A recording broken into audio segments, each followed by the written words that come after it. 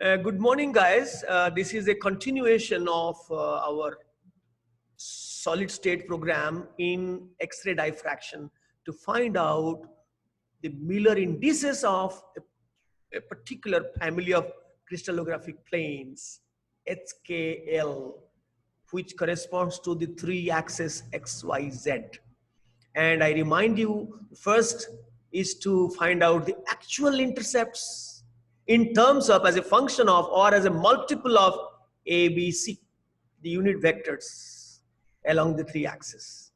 Then make it free of ABC by dividing the respective unit vectors to get fractional intercepts. And you know the reciprocal of these fractional intercepts are nothing but Miller indices.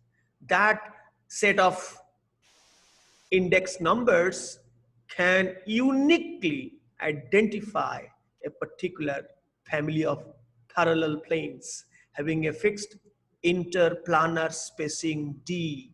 Today, we shall be calculating this D. And from D, A.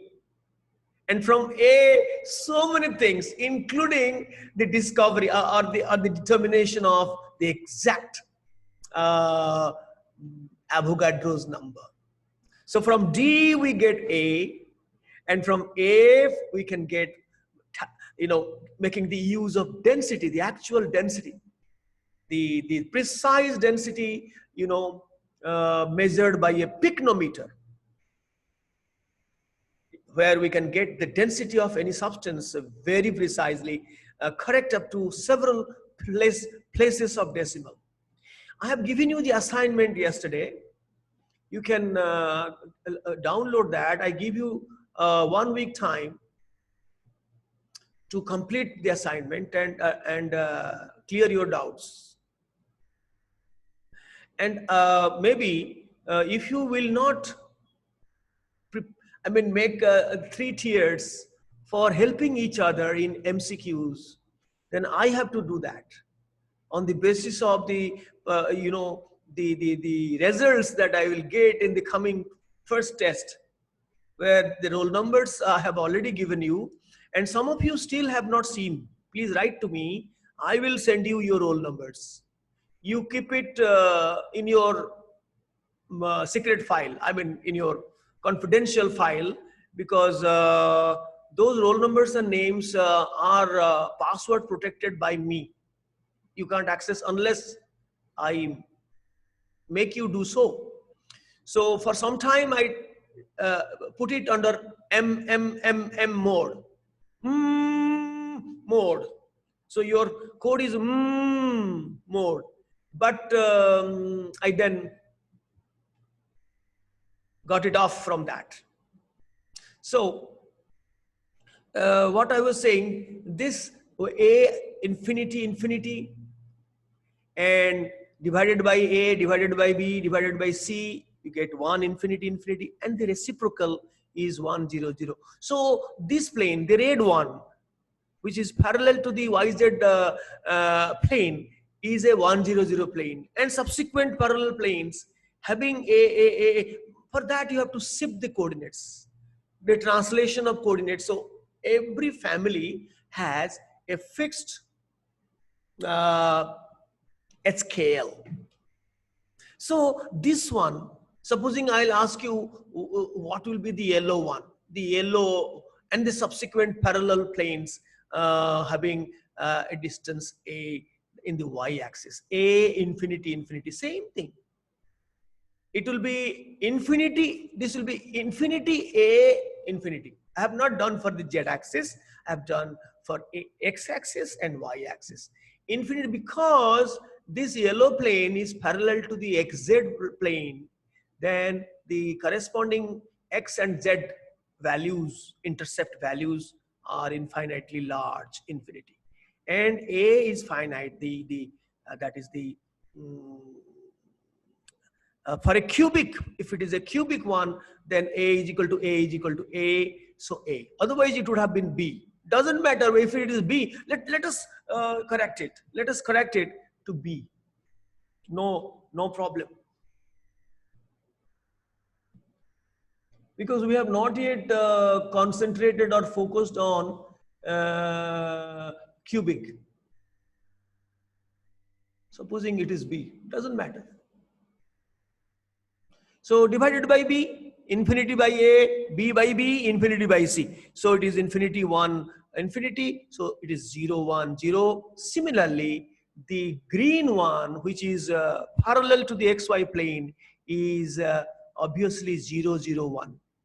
So zeros, the moment you get value 0, it will indicate that the plane in the crystallographic family is parallel to that. If it is 1 0, then parallel to one axis. If it is 2 zeros, then parallel to an axial plane, either XZ plane or YZ plane or XY plane. There cannot be 3 zeros. If someone will ask me, can there be 3 zeros? It's not possible at all. It's not possible. A plane will have some finite intercept, at least in one of the axes. Now, my question to you is, and you also know 1, 1, 1 plane. For 1, 1, 1 plane, you have to rest your head. You have to bend down and rest your head on the Z axis. Left leg on the X, right leg on the Y, and you bend down and strike your head on the Z axis with, say, C. I should not have made AAA because we are yet to focus on it. Maybe any crystal system belonging to the 7 type. So A, B, C, then A by A, B by B, C by C. So it is 1, 1, 1, and the reciprocal is 1, 1, 1. And you know, while express the scale, the commas are avoided. They are removed. But some authors that do keep commas. So it is better to avoid them. Now my question is this one. Can you find the Miller indices for a family of planes having intercepts A, B by 2 and 2C? Do it. We did one such question last time, yesterday, but I give another one. Quickly raise your hands. I would like to see you in participant list.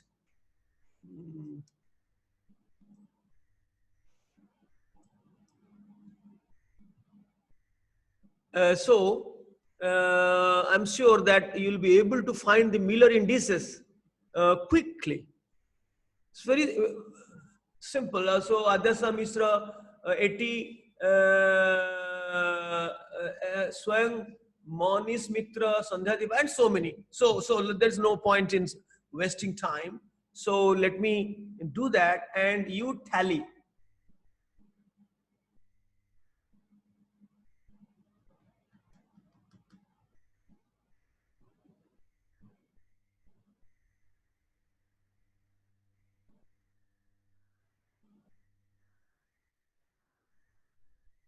So the actual intercept is A, B by 2 and 2C.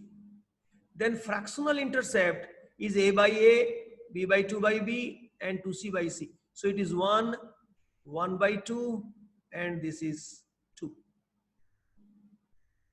And Miller indices will be reciprocal. Reciprocal, it will be 1 and this will be 2. This will be 1 by 2. So again, there is a fraction. We cannot keep fraction in Miller indices. So 2 has to be multiplied, the simplest factor 2. So this is then the actual Miller indices at scale is 2, 4, 1, 241. Am I correct? Am I correct? You just nod like this or do like this. Yes? Okay. This is a 241 plane I'm talking about. Now have a look. Let us concentrate, try to look to the diagram that I'm showing. This is not a good diagram. This is a poor diagram. Doesn't look like a cube. It looks like a a cuboid. So think that these are cubes. Just have a look. I have taken two cubes and the primitive cubic, that is only simple cubic. Primitive is also called simple cubic. I'm showing you three different families. One is 100. Now, qualitatively,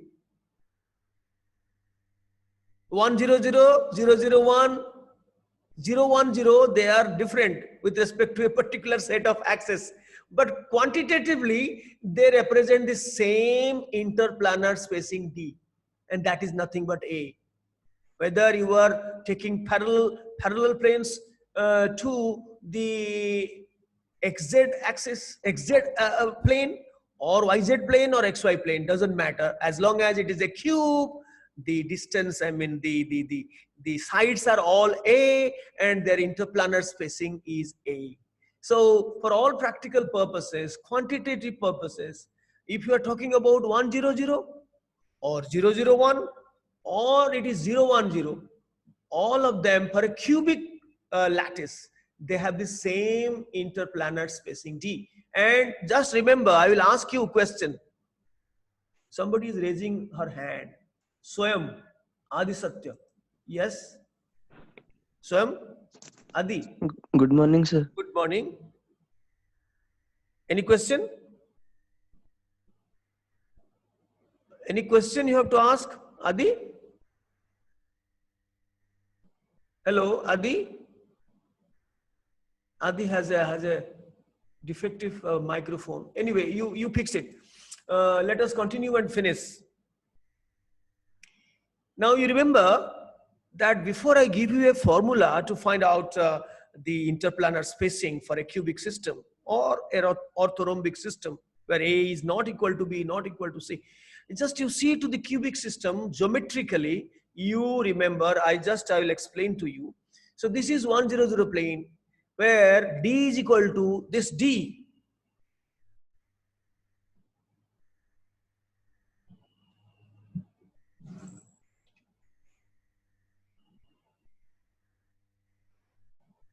This D, this interplanar spacing,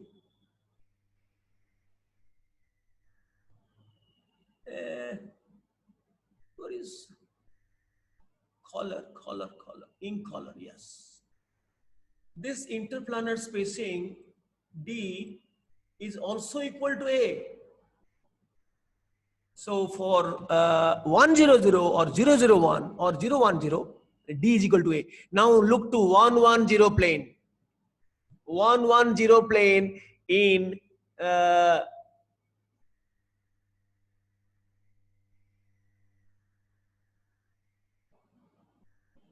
110 plane in, not here.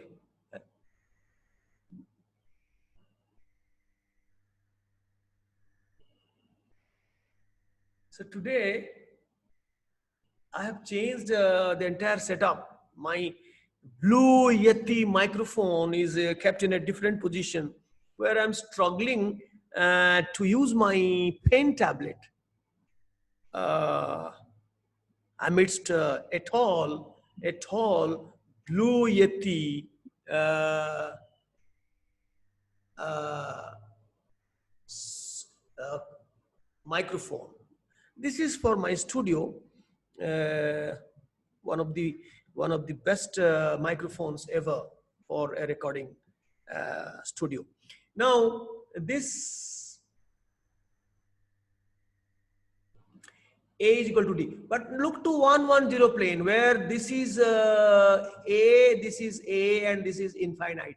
So A infinite, 1 infinite, infinity, and 110. So the parallel plane, you shift the coordinate, you will get another 110 plane. This is 110 plane. Another will come here. Another will come here. So these are 110 planes which are different from 100. Now, can you geometrically tell me how the interplanar spacing, there is another plane here. Sorry.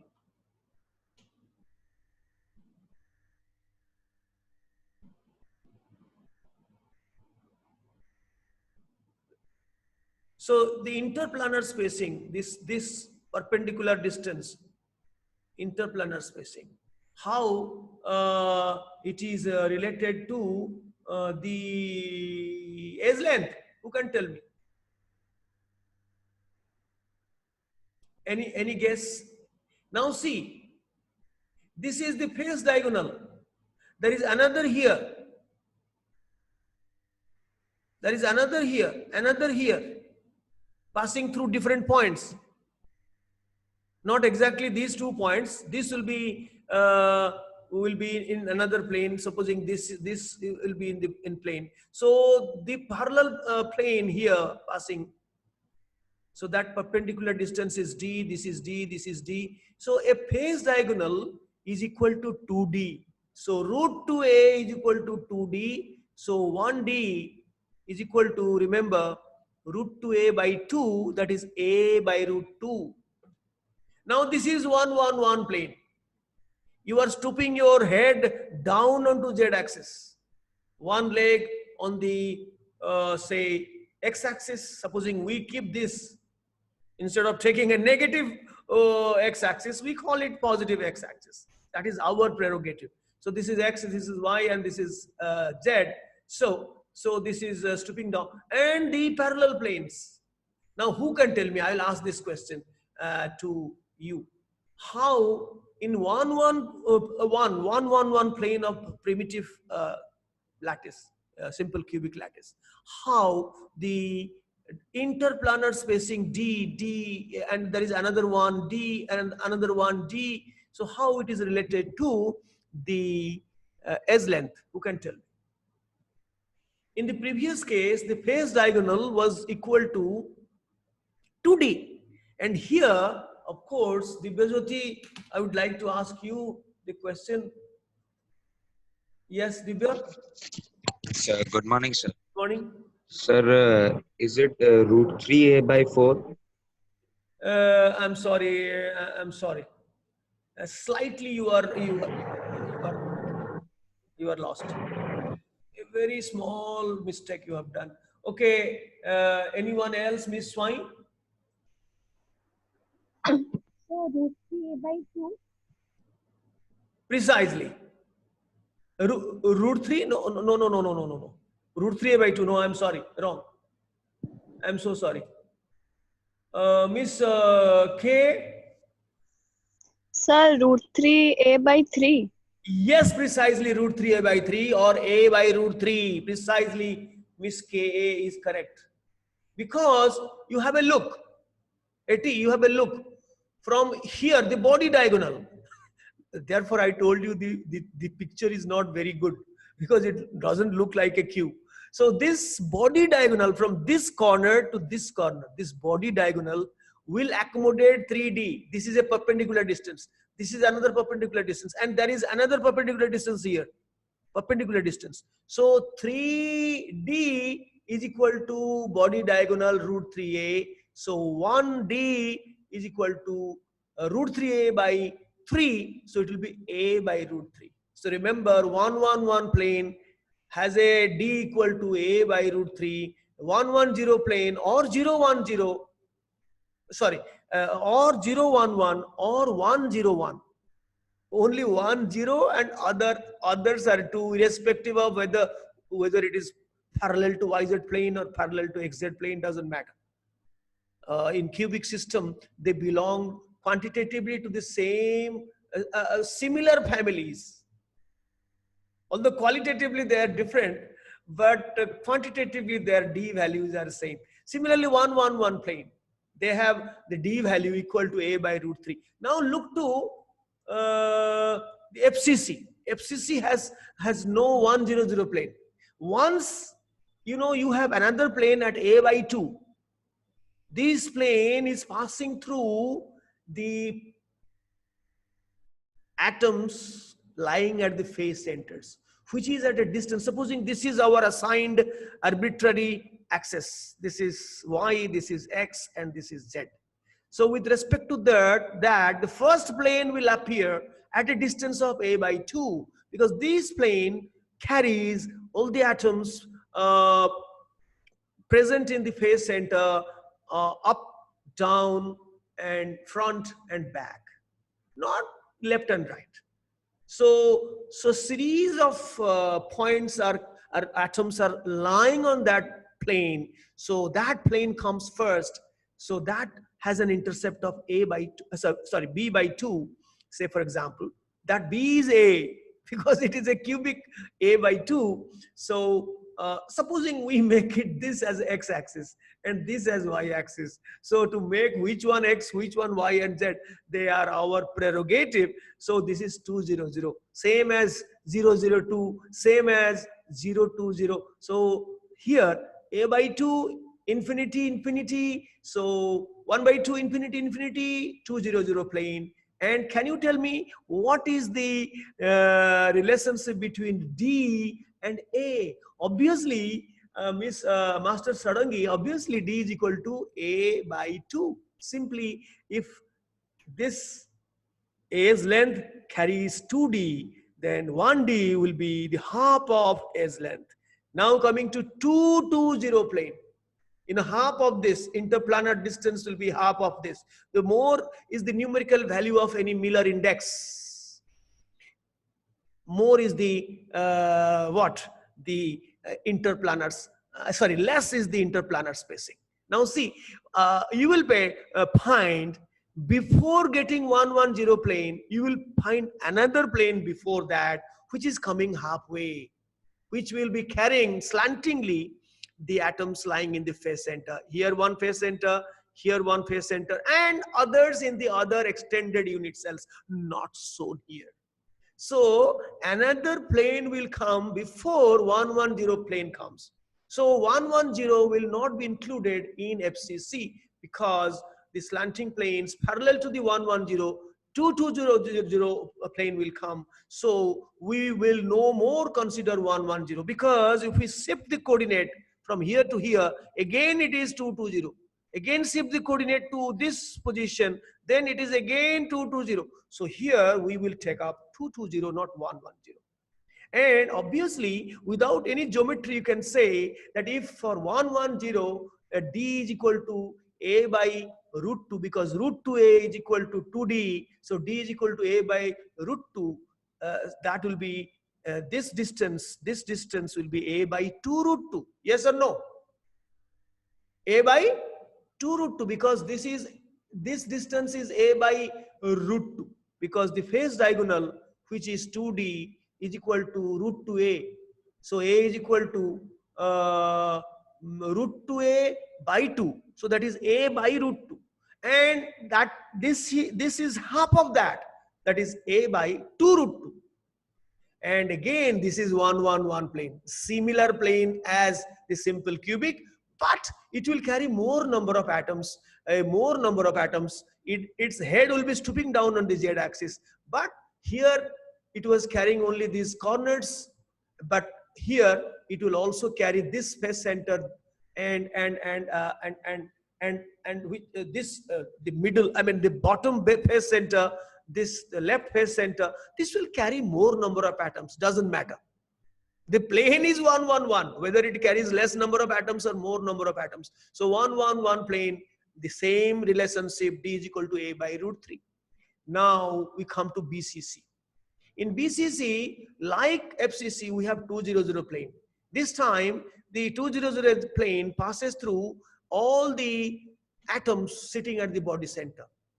Doesn't matter whether they are sitting at the phase center or body center, but that plane has an intercept A by 2, infinity, infinity. So definitely this will be 200 plane. And as usual in the simple cubic, it is 110, no 220, there is no point. There is no point in between phase centers, there is no phase centers. So 220 plane is not available in BCC. It will be 110, but the only difference between here and here, that the 110 plane will be carrying one more atom at the body center. Doesn't matter. Per unit cell, it will carry one more at the body center. Doesn't matter. But the plane is 110 and the distance D is equal to A by root 2. And here, for the first time, we will be having planes which are halfway between 111. Because, this one, and it will pass through another body center in the other extended plane. Forget about, do not poke your head more about on this. If you extend many unit cells, you will find planes will appear halfway between 111. You know, this 111 plane, you will find another plane which will be passing, will be carrying, which will be going through the body center of another extended cell and body center of this another below cell. So you will find another plane in between every two 111 plane. So that will not be called 111 plane. It will be instead called 222, because a by 2, a by 2, a by 2, half, half, half, then 2, 2, 2. So immediately you can say the interplanar spacing D is equal to a by 2 root 3. If for 111 plane, the body diagonal root 3a is equal to 3d, so d is equal to a by root 3. Same for these two, but here halfway in between the 111 plane, it is now 222 plane, and the interplanar spacing d is equal to a by 2 root 3. So we discussed this in geometry, but there is a formula. I have written all this, but there is a formula. Just you write down interplanar spacing, just write down what I am saying. Interplanar spacing d h scale. This h scale is the symbol. This h scale is the symbol. For a particular family, it is written d h scale. D is the interplanar spacing, and the subscript h scale is given because we have to give their unique identity mark. Which family? 111 or 100 or what? Cubic system. So you can write this from geometry, but we have a very simple handy formula to get it. You just write down, you need not have to, draw those diagrams. It is your property. I have already transferred to you. Only thing you have to download into your system and have a look, visualize.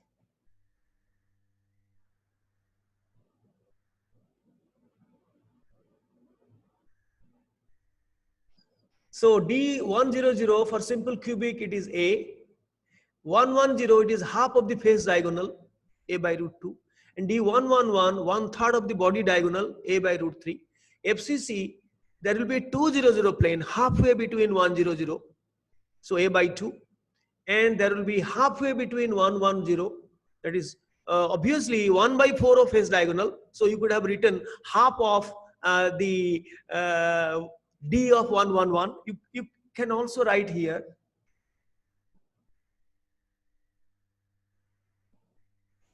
You can also write here half of D of 110 plane. So you can write down, because the 220 plane is passing in between 110 plane. So it will be half of the interplanar spacing of 110 plane. So it will be A by 2 root 2. And 111, D111, same as simple cubic. Although it carries more number of atoms, but the plane is same, A by root 3. I'm not, once again, I'm not writing, it is 1/3 of the body diagonal. It has already been written. Then BCC has a unique, not a unique, again 200 plane like FCC. The 200 plane passes through the body center atoms. So A by 2, and 110 same as simple cubic, A by root 2. And this 222 is the unique 2 BCC that is not present anywhere. That is equal to a half of D111. That is equal to A by 2 root 3. Instead of writing 1/6 of body diagonal, that was 1/3, it will be 1/6. Instead of that, you can write half of D111. So that is A by 2 root 3. Over? Over?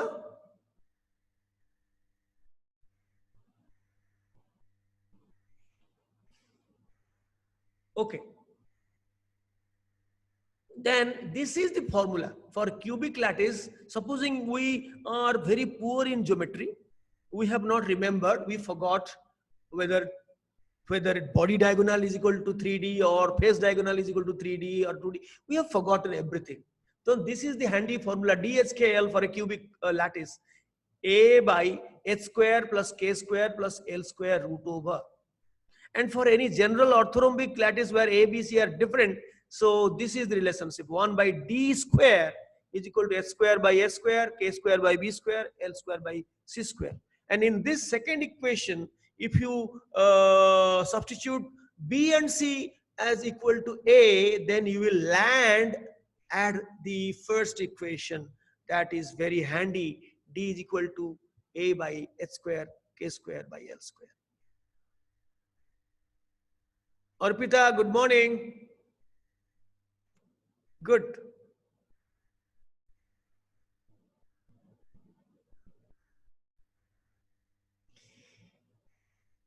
So I took up this chapter, this aspect, only in keeping in mind that there is a possibility that you may be asked about these things maybe in some point, maybe in the advanced level tests. Now let us enter into X-ray diffraction. I will give you the notes, and myself I will draw the diagram. Now listen to me. I'm just reading it out first. Let me see how many of you can understand what percentage of what I am reading out. I'm sure most of you can understand most of the aspects. Be mindful now. Different crystallographic planes reflect X-ray beam incident at different angles. The crystal acts as a reflection grating. The reflected rays undergo both constructive and destructive interference to produce intense and weak peaks. Usually, the X-ray beam from a copper K alpha monochromatic radiation is kept fixed, and the crystal is slowly rotated to have a variable angle of incidence. So what happens? Now see, supposing these are the planes. So supposing this is one plane and its parallel plane. These are the atoms through which the plane, there is no plane. The atoms, are lying in that imaginary plane. Planes are imaginary. So supposing this is one plane, this is the other plane, this is the third plane. And this is a particular family. Say, for example, it is 100 family, or 001, or 010, same. The interplanar spacing fixed means it is belonging to a particular family. Qualitatively, they may be differently oriented with respect to a pre-assigned set of axes, but quantitatively, they belong to the similar family. So supposing we are taking one family of parallel planes and we allow the X-ray to fall onto it in a slanting manner with some glancing angle. Say, you allow X-ray to fall and strike here. Strike here. And then it will be reflected. If it strikes one atom, it will be reflected, following the laws of reflection. Because the X-ray has a very small wavelength, much smaller than even UV. So as a result, that wavelength is comparable with the interplanar spacing. In such a case, a reflection will happen. When it falls, a particular, say, supposing this beam, this particular ray falls onto an atom, it is reflected. Supposing another parallel X-ray now penetrates in the vacant space and strikes onto the atom in the next parallel layer. It will invade, it will penetrate through the vacant space in between two atoms and it will strike another atom in the subsequent plane, and again it will be reflected. So these reflected beams, and again like this. So these reflected beams, they can interfere with each other. You know, in optics or in wave physics, the waves can interfere. So there can be two types of interference. If all of them, both the beam, supposing we take two parallel X-ray rays, if both the rays appear at the same phase, either both at the crest or both at the trough, then they will go for a constructive interference. Their amplitudes will be added up, and so that you get a strong peak, a intense peak in the diagram. The intensity will be large. But if they will appear after reflection at the opposite phases or at different phases, they will largely compensate, cancel each other. So the intensity will be less. So the one which will go for a constructive interference, when both of them will appear together at the same phase, I am sure you have done some wave physics. Wave motion, what is the phase, how you correlate with the circulatory motion, the projection of circulatory motion on the diameter to see how the oscillation, simple harmonic oscillation happens with the projections, with the change in the phases, change in the phases, angles, the phases of each state is expressed by an angle that is called phase. And if they appear in the same phase, then they will go for a constructive interference. Their amplitudes will be added up and the peak will be intense. That intense peak is called a first order diffraction peak. First order diffraction peak. And others which have a low intensity, when they appear at different phases, they largely cancel out. So those are low intensity peaks.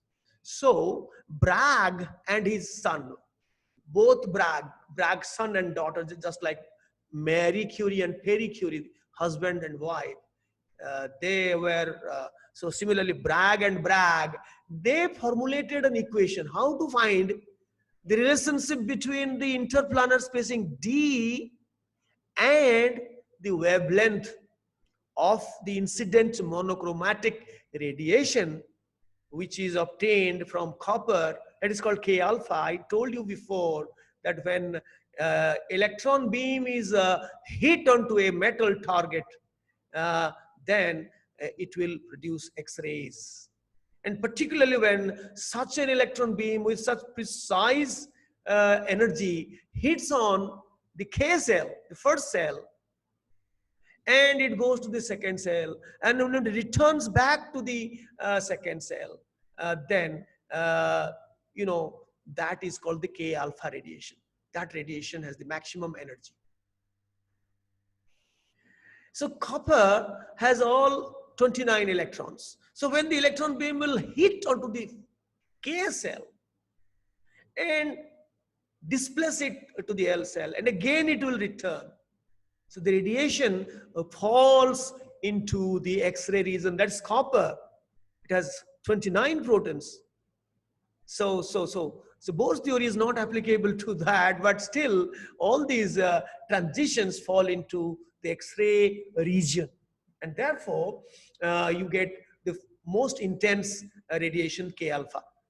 And if it hits from L cell, then it again comes back, that is called K beta. So the intensity falls down. I think I did tell you a story why the name KLMN were given to the different cells, the orbits. That is the story. Now, see, I will tell you, before I give you a note, see Bragg's equation. Now the father and son, they proved, supposing this one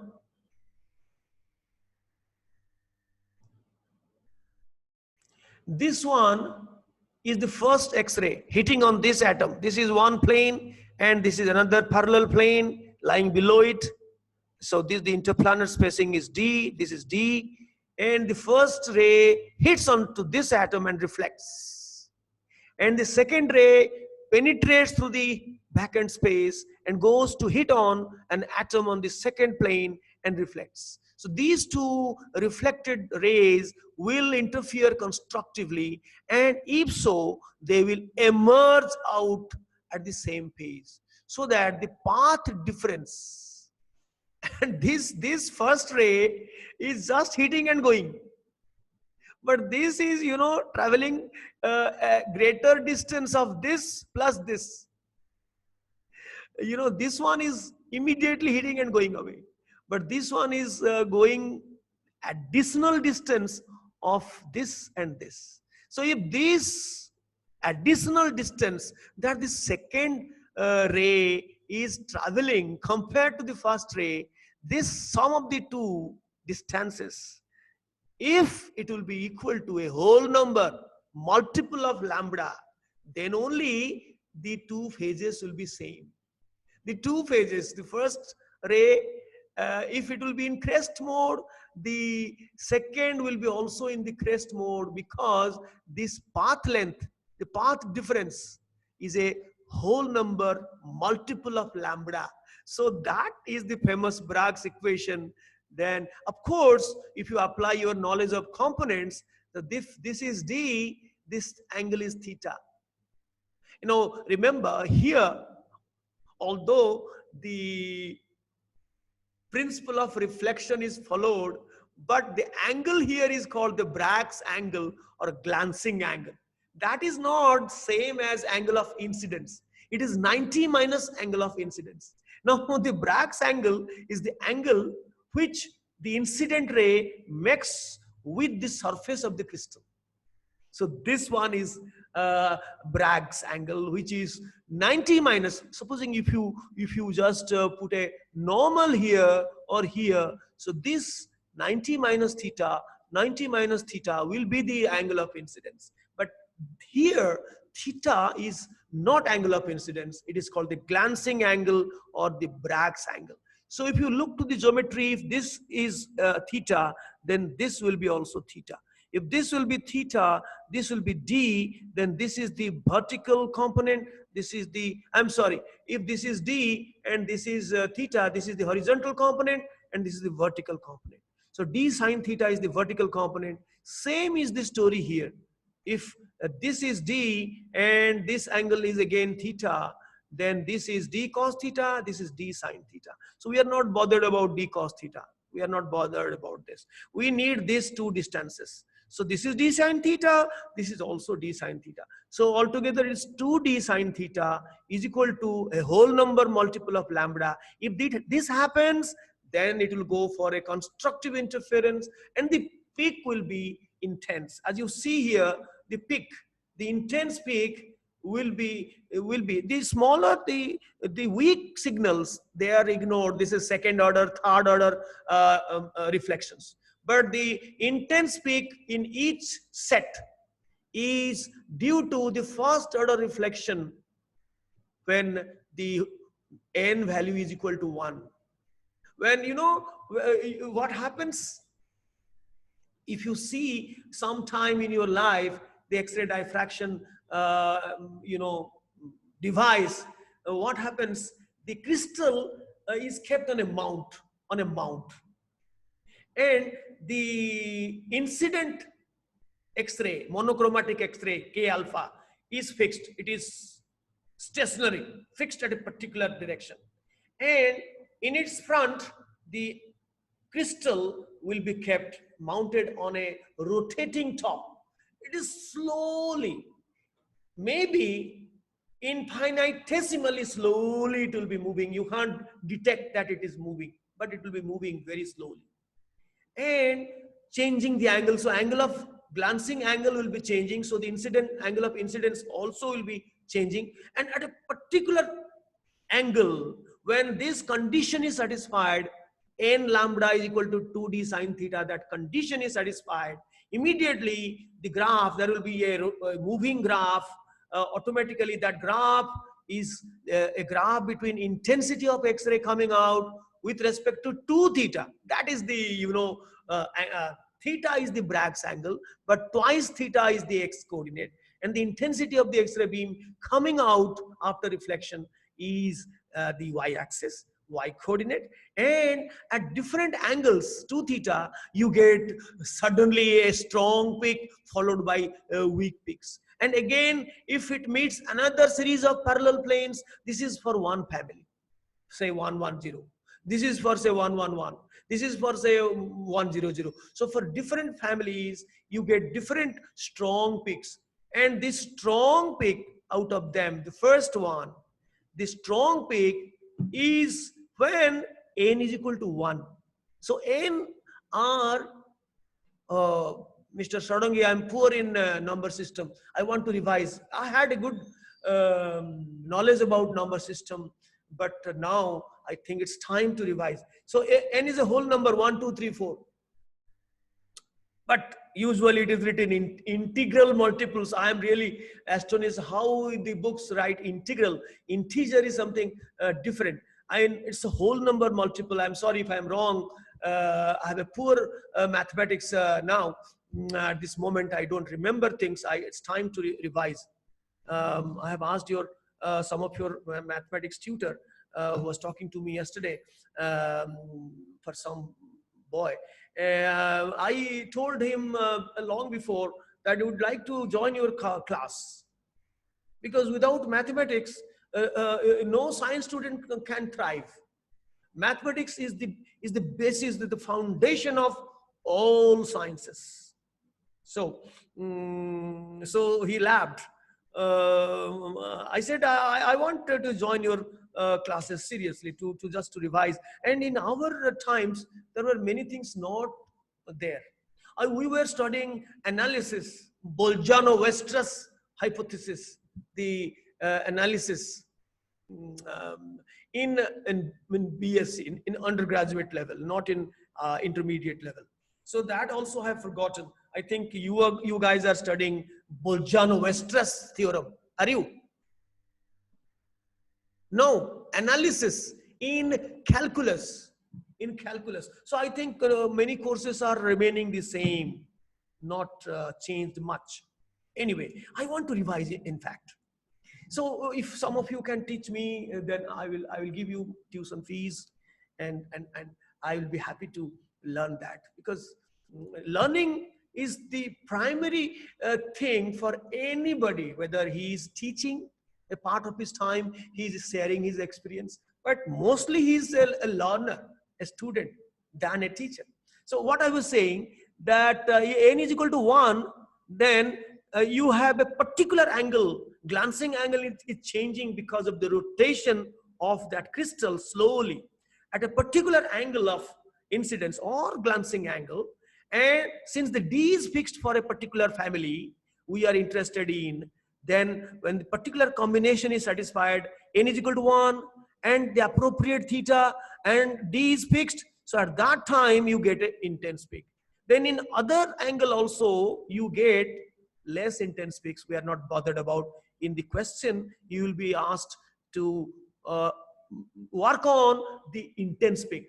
That is called the first order reflection. It is called the first order reflection. You put n is equal to 1 and the angle it will be given. When the intense peak, most intense peak will come, the angle, that Bragg's angle will be given to you, not the angle of incidence. And you have to ask, you will be asked to find D. Once you find D, we already have a relationship between D and A. Yes or no? Whether it is BCC, whether it is A 100 plane, 111 plane, or 222 plane in BCC, we know the relationship and we can immediately find A. And once we find A, we can correlate with density and every other thing that we can do. So before that, I would like to draw this diagram.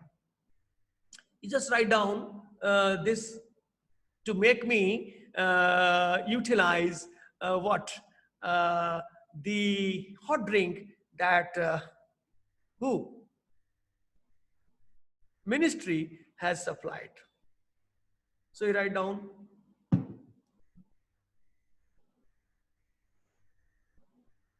No, not this one.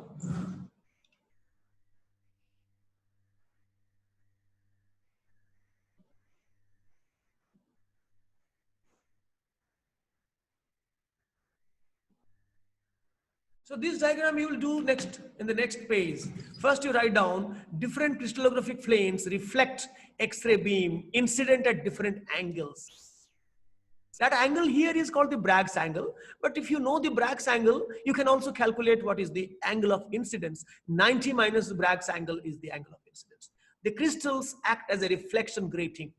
Grating is a device which can either reflect or refract. It is a reflection grating or a refraction grating or a transmission grating.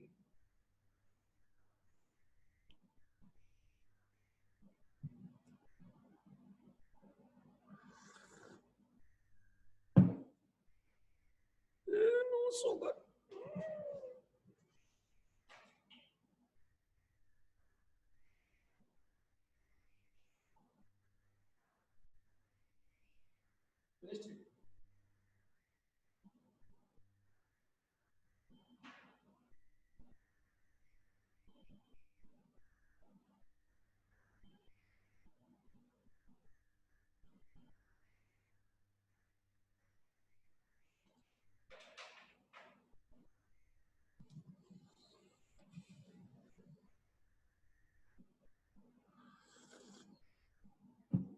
Let us manage.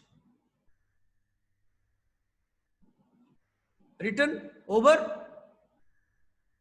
The reflected rays undergo both constructive and destructive interference to produce intense and weak peaks. We are interested in the intense, where n is equal to 1. Usually, X-ray beam monochromatic from copper, that is called K alpha, is kept fixed and the crystal is slowly rotated to have a variable angle of incidence. Variable Bragg's angle means variable angle of incidence. Today, I would like to see whether Sonalisa is there or not. Yes, she is there. And whether Jahnavi, who is a casual, no, she is still absent. Jahnavi Patnaik.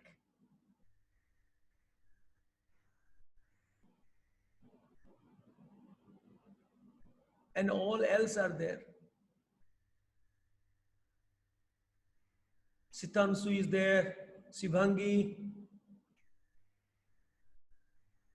Subham. I'm so happy today that because I'm always happy with Mitra Babu, SS and Sadangi Babu, who are as if they are with me before, just like we had our physical contact programs. Now Miss Swai and Miss Misra have given me that opportunity to see them. And Miss Arpita.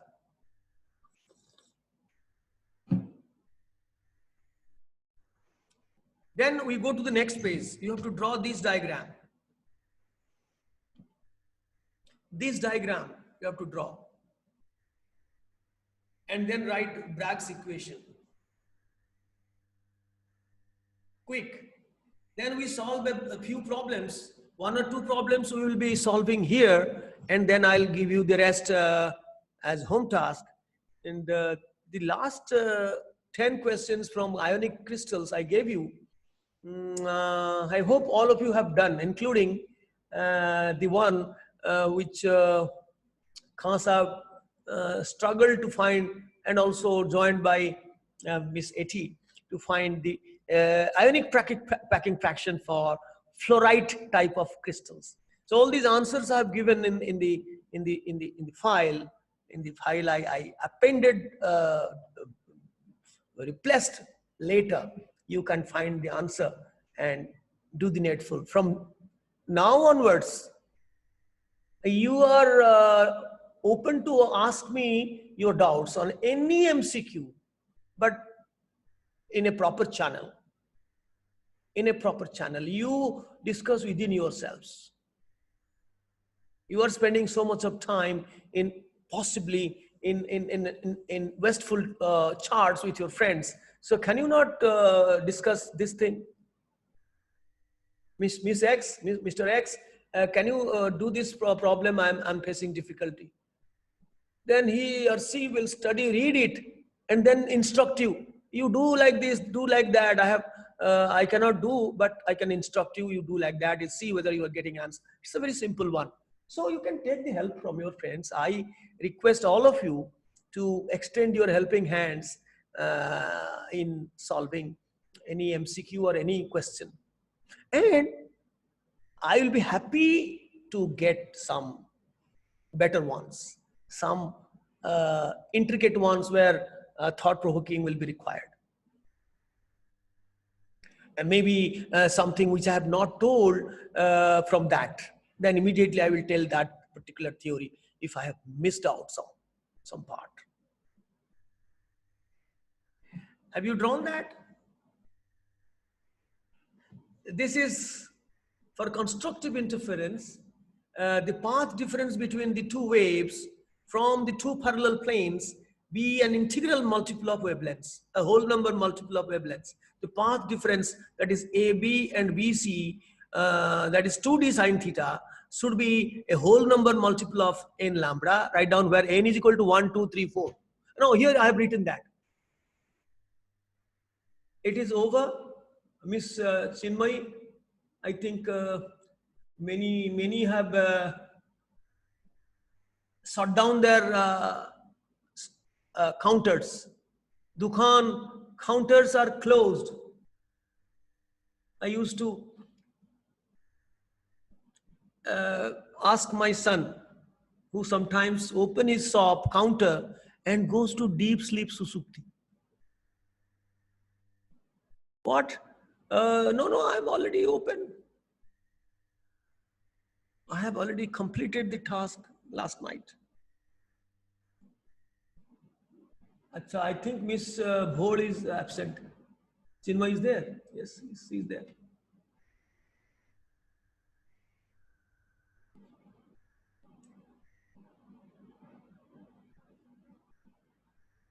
Mr. Amit, how are you feeling?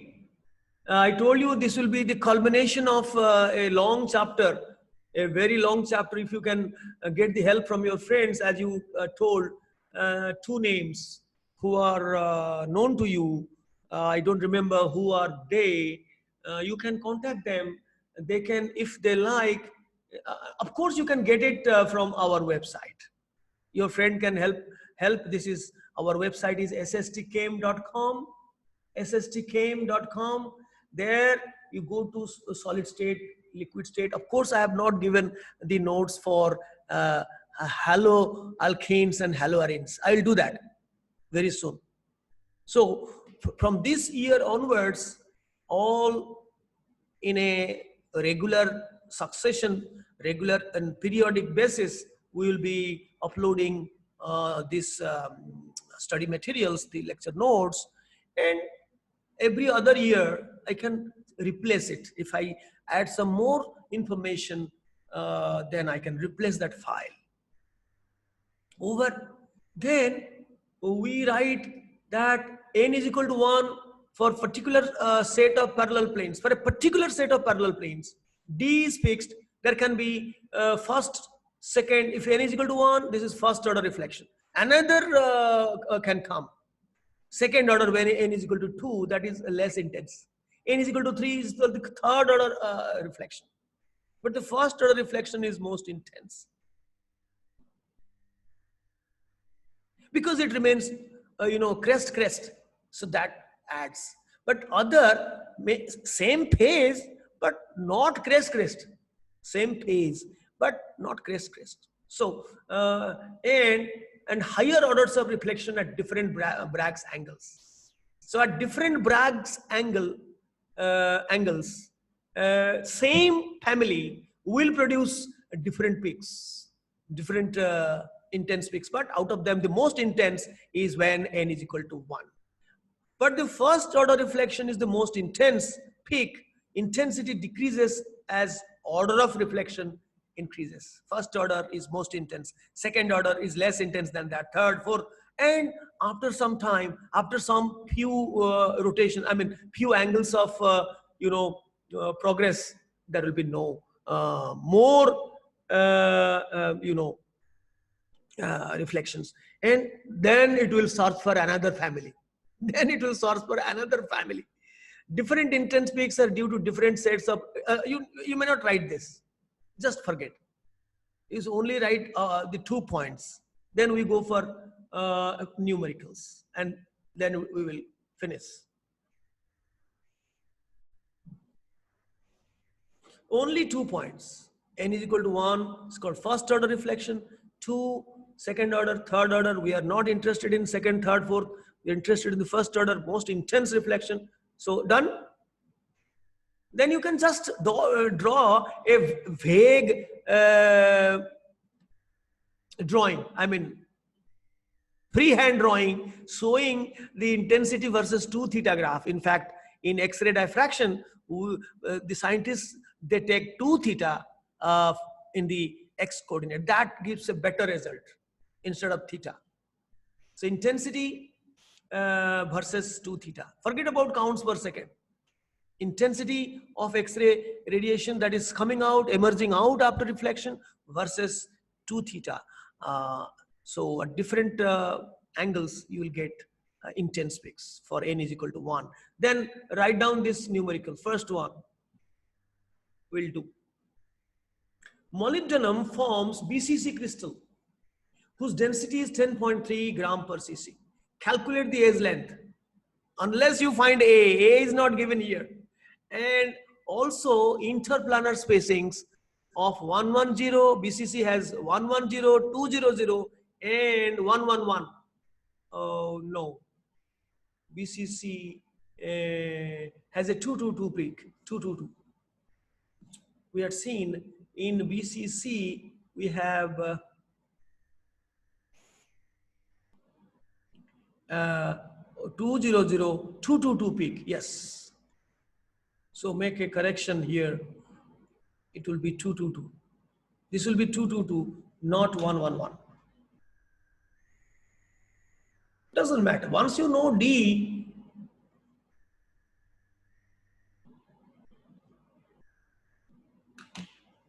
molybdenum atomic mass 96. Don't write anything. Only this problem. Molybdenum forms BCC crystal whose density is 10.3. Calculate A's length. A's length can be calculated directly from the density because BCC has two atoms in one unit cell. So 2 into 96 by Avogadro's number by A cube is equal to 10.3 gram per cc. So take the cube root, you get a centimeter. Make it angstrom immediately. Then you know the relationship between, instead of, you can use the formula, is better because we are, guys, this is a code word, guys. So A by h square plus k square plus l square square root you can use. Forget about the formula, sorry, geometry that we did. So you can tell me what is the D value for 110 plane, 200 plane and 222 plane in a BCC lattice of molybdenum. So if someone comes forward with a good mathematical calculation skill, then we can immediately help others. So first what you have to do, you have to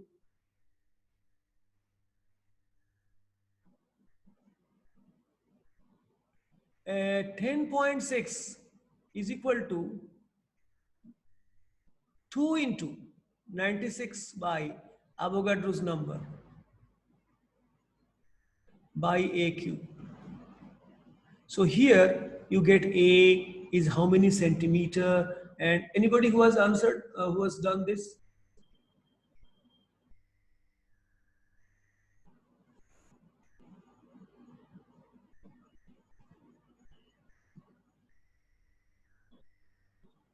Yes, K. Sir, A is equal to 0.14 cm. 0.14 centimeter. Are you crazy? Have you gone crazy? So how can the A's length will be so high? It will be in the order of 10 to the power minus something. This is 10 to the power 23 is here. I am so sorry, Miss K. I'm muting yourself. Miss Misra. Sir, A is 2.49 Armstrong. Oh, that is acceptable. You just others can verify whether Miss Misra is correct or wrong at home. Supposing I take our value, point Sir, 2.49 Armstrong. into 10 to the minus 8 centimeter. So that is equal to 2.49. Then D110. I am geometry. Can you tell me 110 is how much? Equal to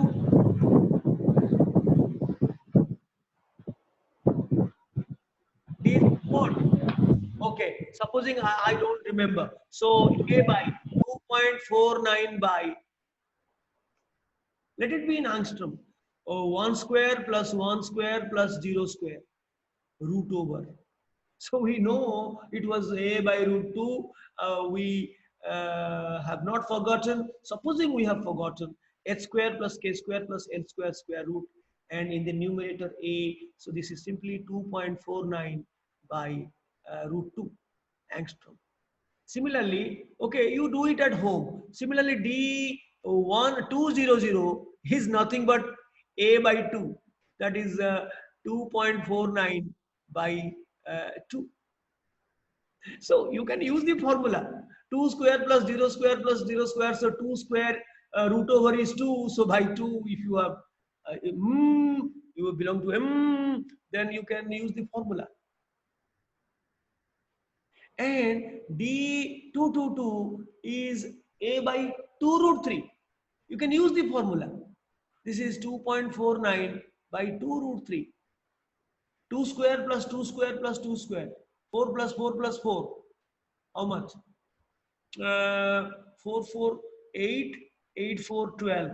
Square root of 12. So it is 3 into 4. So 2 into root 3. So A by 2 root 3 will be angstrom. So now you just write down the second one. It's a different type where you can use the Bragg's equation. This is only about plane, and this is about the Bragg's equation, the X-ray diffraction Bragg's equation, where the glancing angle will be given to you. Write down the second one. The first order reflection of X-ray beam of wavelength, monochromatic beam, that is copper alpha, is 1.54 angstrom from a 100 phase of a crystal. It is given from the 100 phase of a crystal of the simple cubic type of lattice occurs at an angle. Here, the angle is not incidence. It is Bragg's angle. Whenever you are given X-ray diffraction data, you will be given the Bragg's angle, the glancing angle. You have to take that, not angle of incidence. Angle of incidence will be 90 minus this. So the Bragg's angle is 11.29 degree. Calculate the edge length of the unit cell. When sine 11.29 is given to you, otherwise you have to use a scientific calculator or a literature, data source. So when such a problem, you will be given the sine value of that angle. So this is very simple. Who has done it? Miss Swine, Dibya, Miss Swine? Yes? Miss Swine? So actually in the first question it will be 10.3. You have written 10.6. So I was saying that. Oh, you are saying that Miss Misra, whatever she told, 2.49 angstrom, you do not believe it. No sir, sir, in the question it's given a 10.3. By mistake you have written 10.6. Where? The density. Oh, I'm so sorry.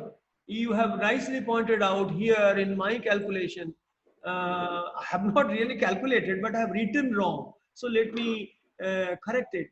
So yes, it is not 10.6. It is 10.3. Okay, that much? Okay.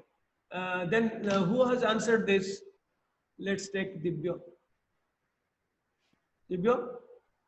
Sir, I don't go with the answer in the first question. Then you go with what? Please tell me. Sir, A value is 3.14 angstrom.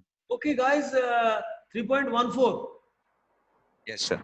Okay, into 10 to the minus 8 centimeter, 3.14 angstrom. Please check. Let us not debate on this. You please check yourselves. So there is two different values. You can confirm which one is correct. Now coming to the second one, who has done that? Divya, you mute yourself.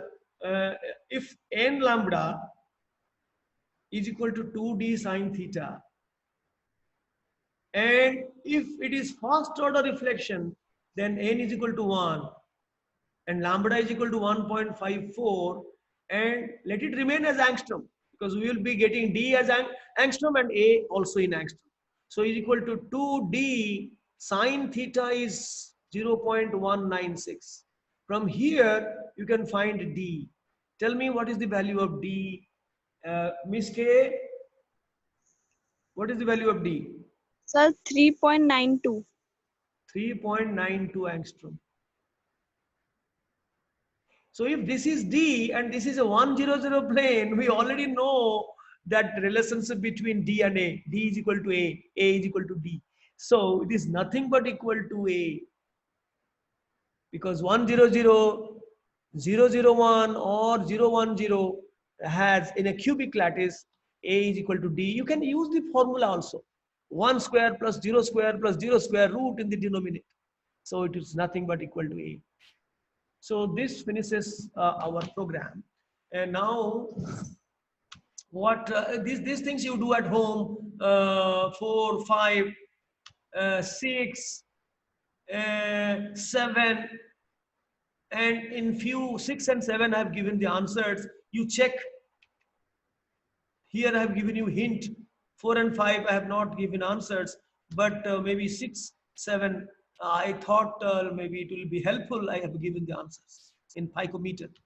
And with this we conclude this session. But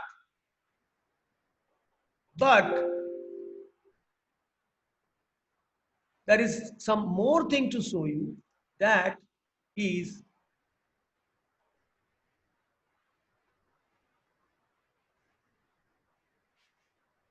this one. You know, this little thing is there. I will also give you the file. That in the beginning we discussed the classification of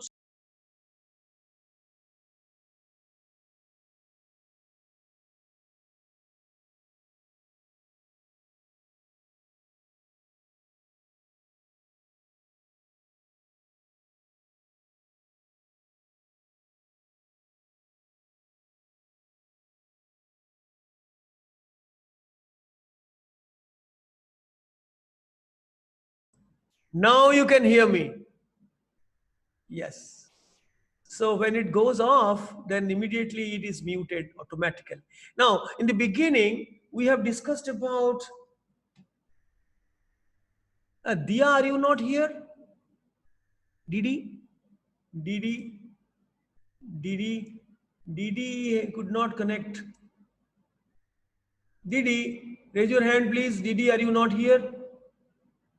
Because today I have abolished the drawing room system or the waiting room system. Didi is not there. Something has happened to her. Okay, I have told you the distinction between crystalline and amorphous. It's sometimes in the board examination, you get a 2-mark question, give 2 to 3 distinction between crystalline and amorphous solids. Now let me read out. You all these things you know, just have a look, which are important. 2 to 3 points are important. Crystalline solids have fixed shape or geometry. Amorphous solids that do not have any fixed shape or geometry. In crystalline solids, the particles, maybe ions or maybe atoms or molecules, are arranged in a regular order, 3-dimensional order. It is called a long-range order in 3 dimensions. No such order is found in amorphous. The particles are, distributed in a random, disorderly manner. And this third point is important. If you're asked a 2-mark question, the third point is important. Have a sharp melting point. The crystalline compounds, crystalline solids, not compounds, it may be an element. A crystalline solid has a sharp melting point. and with a definite heat of fusion, molar heat of fusion or latent heat of fusion, definite, fixed. That means when you are heating a crystal, you are loosening the planes, then at a particular temperature, all the lattice at a time will crumble and they will dislocate, I mean start translatory motion, and it will liquefy. But in case of amorphous solids like rubber, like plastics, when you heat it slowly, raise the temperature, you will find certain portion will be liquefied first. You will just be viewing from a distance, from a transparent say a glass or something. You will be finding portion wise it will liquefy, and it will take a bit of range, maybe 3 degree, 4 degree, 5 degree range, say 200 to 205, or say 100 to 103, or 93. It started from 93, and slowly the melting process is complete at 97. So it doesn't have a fixed melting point. Why? It is because the amorphous substance has many regions of or disorderliness. Some regions are less disorderly, some regions are more disorderly. So those which are more disorderly have less van der Waals forces between them. So they are victimized first. They give way first. Sorry for the inconvenience. It's happening from my side. So there is some changes going on. So that's why.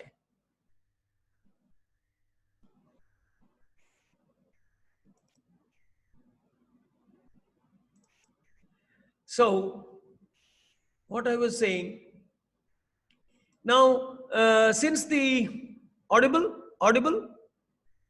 since the amorphous solids have different regions of disorderliness, the region which is most disorderly will be crumbling down to liquid first, and then slowly and steadily different regions will liquefy, melt at different temperature, slightly different from each other. So it will take a range, a narrow range, for the entire solid to be converted to liquid. But crystalline solids, they will melt abruptly, instantly. At one point you find it is solid, the other point you will find it is liquid. All the whole, the bulk, the entire bulk will crumble down at one point, one temperature, and liquefy. So then, therefore, the crystalline solids are called true solids, because there is a phase transition from total order in solid to total disorder in liquid. But the amorphous solids are called pseudo solids, or they're also called supercooled liquids. Why they're called supercooled liquids? Because the same disorder which was present in the liquid state is also present in the solid state, amorphous solid state. So there is no change of phase. There is no phase transition. In fact, phase transition is different from state transition. You are looking like a solid, it is looking like a solid, glass or plastic. But now at some temperature, when everything liquefies, it looks like a liquid. The state changes, but phase may not change. If orderly state changes to disorderly state, then that is called phase transition. So in fact, crystalline solids, they undergo phase transitions. Therefore, they are called true solids. But amorphous solids, they do not undergo any phase transition. They undergo state transition, and as if when they are frozen, as if they are frozen in the same, supposing you are playing in a field and your instructor, your PTI says, statue, then you get statue. But in the same disorderly position. So the liquid was disorderly, and somebody has statued, some PTI has statued them, and they have become frozen. So same disorder persists. Therefore, they are called supercooled liquids or pseudo solids. They're not true solids. And these 2 points are important. This previous point, that sharp melting point, and phase transition, true solids, pseudo solids. Cleavage property, when cut with sharp tool, supposing you cut it by a knife or by a sharp tool, surfaces of pieces are plain. The surfaces of the crystal are plain and smooth and sharp edge. But when you break down a amorphous solid like a plastic by a sharp cutting tool, then these surfaces are irregular, and the sharps and the edges are not at all sharp. They are rugged edges. So these are sharp edges and smooth surfaces. When hammered by a hammer, it breaks into identical shapes. Maybe smaller and smaller, but the shapes remain the same. But when you hammer a amorphous solid, it crumbles down to uneven sizes. No fixed size is there, even in the small pieces that you get out of hammering a large bulk of amorphous substance. Now, the last one,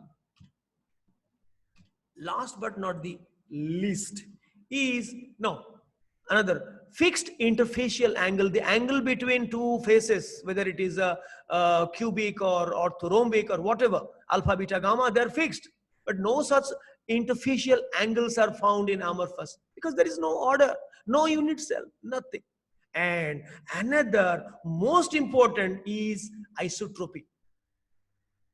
Isotropy is a phenomenon in which a particular object or a solid or a liquid shows identical physical property in all directions. May it be refractive index, may it be density, may it be electrical resistance, whatever.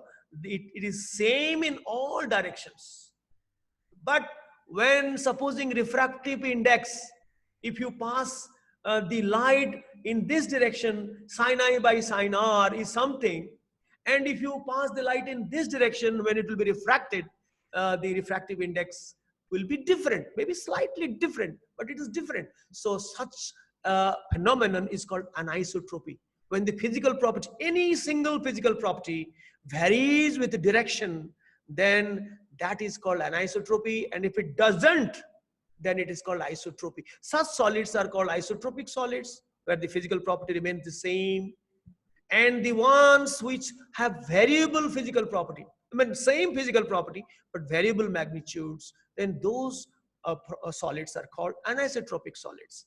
Ironically, it looks as if crystalline solids are isotropic, because the particles are arranged in a regular order. So therefore, some people, not some people, some students, before they understand clearly, they think that the crystalline substances should be isotropic. But in reality, the crystalline substances are anisotropic, because there are several families of parallel planes. These are different. So when you are trying to send the light in a particular series of parallel planes, their interaction to the light for refraction or reflection, whatever, is different when you incident the light to another series of parallel planes. So they will interact in different ways, and therefore the refractive index or whatever will be different. Therefore, the crystalline solids are anisotropic, but amorphous solids, they average out. Since the particles are scattered in all possible, infinite possible different ways. So whether you are passing light, it will come through particles present in all different infinite directions. So the net average interaction is unique, whether you pass light in this direction or this direction. So it will respond, the particles will respond the light in a average manner, because all types of particles lying at different orientations, they simultaneously react with the light, and therefore the effect will be average. So there is no change in the physical property if you change the direction. So they are isotropic, but but the crystalline substances are anisotropic. Understood? Please raise your hands to get a feel that you have understood. Get a feel. The feel term is now popular.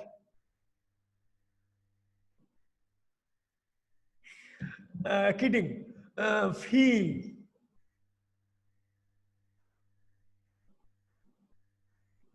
Yes. And the next point, ninth point, they are rigids. The crystalline solids are rigid, hard to feel, and these are soft.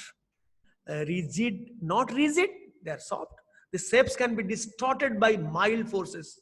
If you just hold it and just press it in your palm, they will be squeezed and deformed. Plastic, rubber, this. But you know, the crystalline solids, if you apply more force, they will crumble down into smaller pieces and having same sizes, and it is brittle.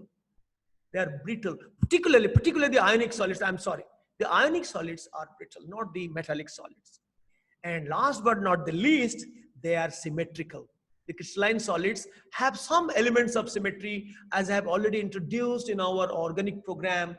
There are 4 elements of symmetry in total. That is plane of symmetry, the point of symmetry or the inversion center I, the center of symmetry I, reflection center of, the plane of reflection or plane of symmetry, that is sigma, and axis of symmetry Cn, n-fold axis of symmetry, and the improper axis of rotation, that is Sn. So all crystalline solids, excepting the worst, as I used to call it, worstest. What is that? Triclinic. Doesn't have any plane of any element of symmetry, but others have more than one elements of symmetry, and all of them excepting triclinic has a center of symmetry. Any symmetrical object has a center of symmetry, because I'm talking of solid object. I'm not talking of a molecule, yes, eclipse conformation or anti-conformation. I'm not talking about that. Now see, for just sake of your not knowledge, but for fun, I have shown you the cubic lattice. Cubic unit cell has the maximum number of symmetry elements, 23 symmetry elements. Now, out of which plane of symmetry, there are 9. Mr. Sadangi, please. Now, there are 2 types of planes of symmetry. One is called the diagonal plane of symmetry, and the other one is called the rectangular. When it is vertical or horizontal, then it is called rectangular. When it is diagonal, it is called diagonal plane of symmetry. Now, you see in a cube, there are 6 opposite faces. So there will be 3 vertical, 2 vertical and 1 horizontal. You remember we were using those 3 cuts to get 8 small cubes to locate the tetrahedral holes. Yes or no? So there are 3 rectangular planes of symmetry, and there are 6 because there are 12 edges, 12 by 2. So there will be 2 opposite edges through which a diagonal plane will be passing. So there are, yes, there are 6 diagonal planes of symmetry. This. So there are 12 edges. So there will be 6 diagonal planes of symmetry. So altogether, there are 9 planes of symmetry for a cube. Let's see how many axes of symmetry. Just for fun. Just for fun. There will be, this is, first let us start with C4.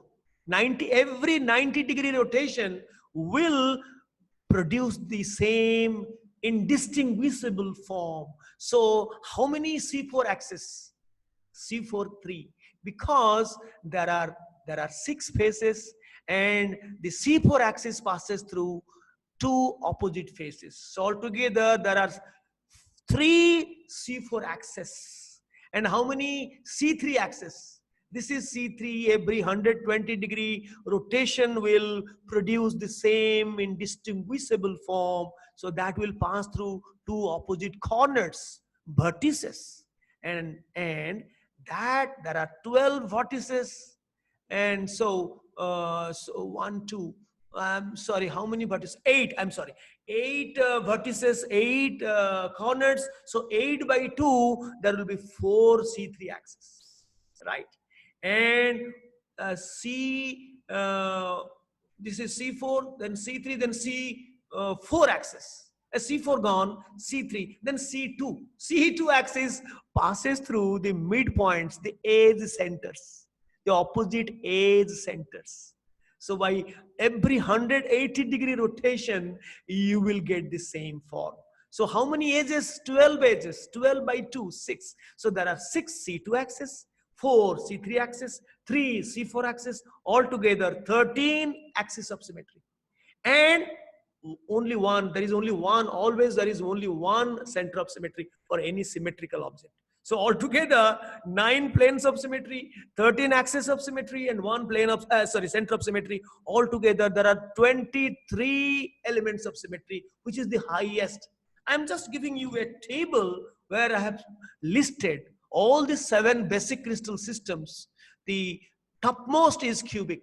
9 plus 13, I have not included the center of symmetry, which is common to all excepting triclinic, which has no plane of symmetry, no axis of symmetry, obviously no center of symmetry, but all others have a center of symmetry. So the second one, I am second, and you are bracketed second. The first one, cubic, who is SS? Will you be cubic? You are most symmetrical. 9 plus 13, 22 plus point of symmetry is 1, 23. And the next one is hexagonal, rhombohedral, 7, 7. And the third one is tetragonal, 5, 5. And the fourth one is 3, 3 orthorhombic. Orthorhombic is 3, 3 because A is not equal to B, not equal to C. And monoclinic is the worst among them, 1, 1. And worstest is triclinic, which has no element of symmetry. I've given you just a table. Just I showed you cubic. And similarly, you can go for that. And one, I will not give you any notes on these two. You prepare. 2 things you have to prepare. One is distinction between, and one more thing. Yes. This also I have told you, there are 2 types of solids, molecular solids and network solids. Yes or no? So I have given an extensive note on that. In molecular solids, the individual particles are molecules. They are held by weak van der Waals forces.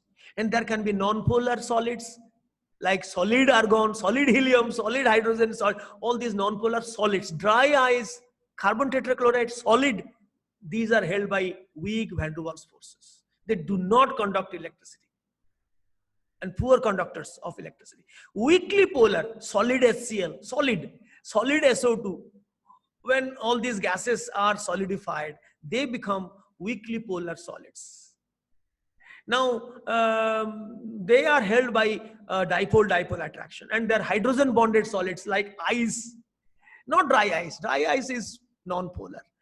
A solid HF, solid ammonia, sucrose is a solid at room temperature. So these are all molecular solids, right? Which are held by hydrogen bonding interactions. Then network, there are 3 types of network: ionic network, metallic network, and covalent network. So there is a confusion. Covalent solids are not molecular solids. Covalent solids come under network, like ionic and metallic. So network, ionic, number 1. All ionic compounds fall under that. The entire ions are in a gigantic network. You cannot isolate a single molecule. And so also the metallic network. Metallic network, you know, all the atoms are in the form of positive codes embedded or suspended in electron C with strong metallic bonding. So they are not isolated. They are also in a network. So also the covalent solids like diamond, like silica, like silicon, like germanium, they are also infinitely covalent bonded, and it's a 3D network of covalent bonds, tetrahedral network. So this I have already given. So that is all. And one more thing, I sometimes I got interested to record this. If you have seen this ionic solids, the previous one, where it is part 2, this is colligative, I think I have put it in the dustbin here, I guess.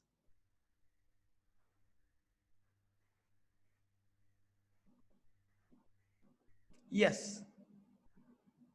Now electric properties, where is electric and other properties? I think it is somewhere here.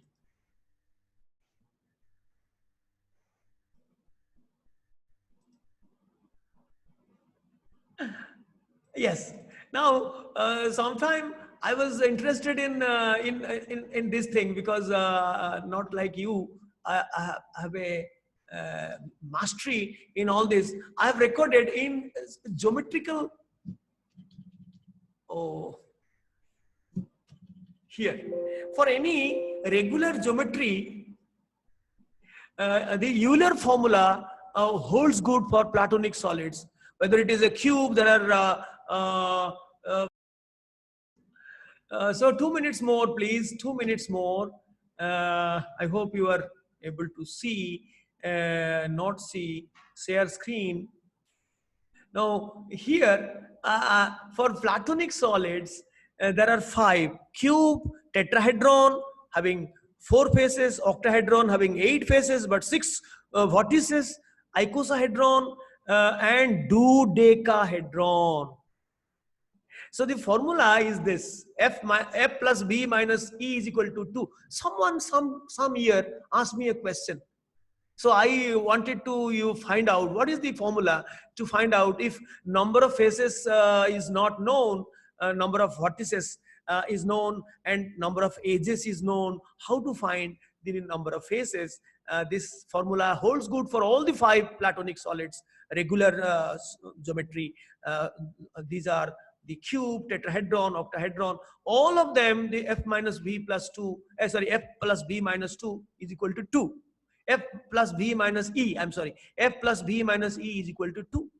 So whether you take, this is icosahedron having 20 faces, F stands for faces, B stands for vertices or corners, and E stands for edges, 30 edges. So you apply the formula, you will get 2. So this is dodecahedron having 12 faces, 20 vertices, and 30 edges. And cube, you know, cube, you can use 6 is the number of faces, 6, and number of vertices is 8, and number of edges is 12. The answer is 2. So with this, I conclude today's session. Next time on Tuesday, I think we should continue with our journey just to complete course. It will be little monotonous. Little monotonous. I have to use more energy to make you feel less monotonous or feel absorbed in the topic.